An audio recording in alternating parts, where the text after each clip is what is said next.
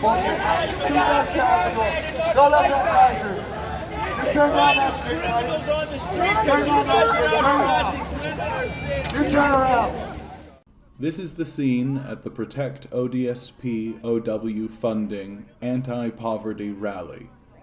When a whole welfare check for a single person, a whole welfare check is only $730, and rent for a room is now $800.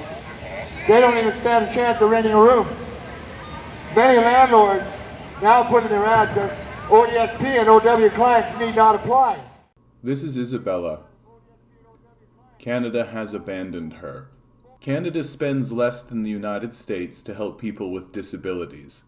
3 times less than European nations. The result? They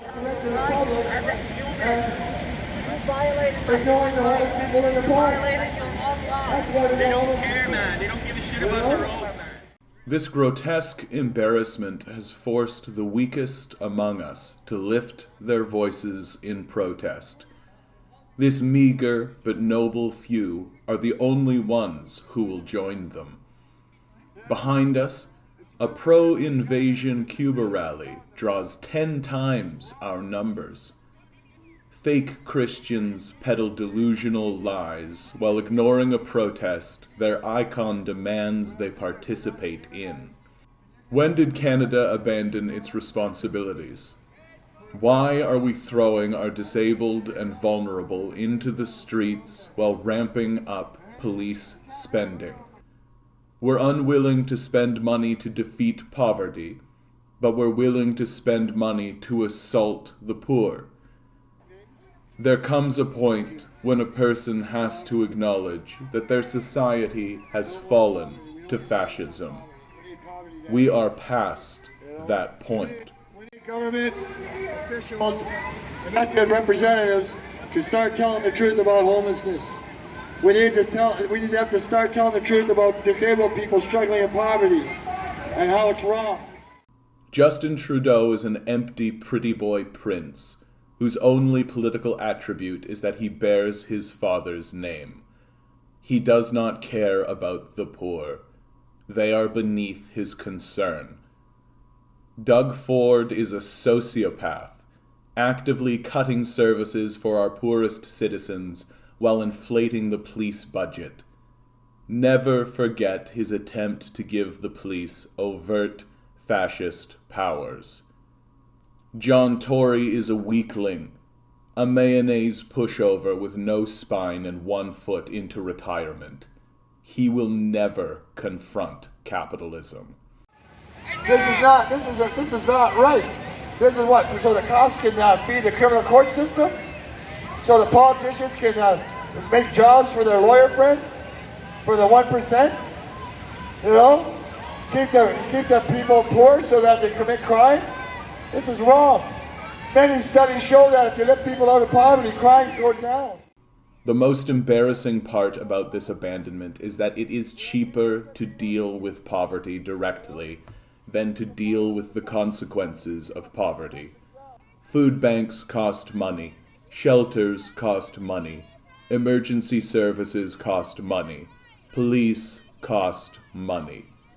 The cruel reality about Canadian fascism is that we are willing to spend more to increase people's suffering than spend less to alleviate it. But, we need more help. We need the public to help, We're so deluded with our own arrogant ideology of abandonment and self-aggrandizement that we're willing to crush our fellow country people into the earth if it inflates our personal sense of worth. Pathetic slogans like "get a job," "pull yourself up," and "stand up straight with your shoulders back" reveal the brutal delusion of our fascist nation.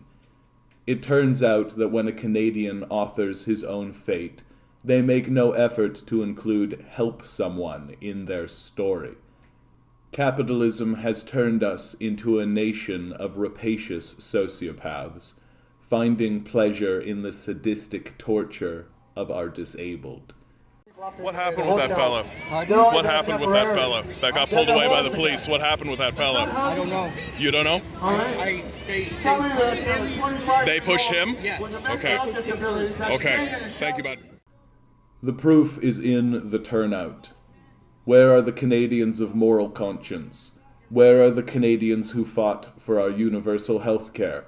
Where are the Canadians who value the basic dignity and rights of their neighbor? I'm starting to believe they don't exist. This is the face of Canadian fascism. If we are willing to abandon our disabled, we are willing to abandon anyone. Our disgraceful leaders will turn our suffering into a political game to score points for their team. They do not care about our suffering. They never cared about our suffering. 100%. It's total inequality, and it will be inequality until they join the other 99% and make it 100% of the population that's all in this together. Saying that we're all in this together does not make it true. I am the Canadian Commie. Please like, share, and subscribe. Please come to my live stream every weekday 6 to 9 p.m. Eastern Standard Time. Please donate to my Patreon. We have been abandoned. All that remains is rebellion. We will not go down without a fight. Good luck. We're gonna need it.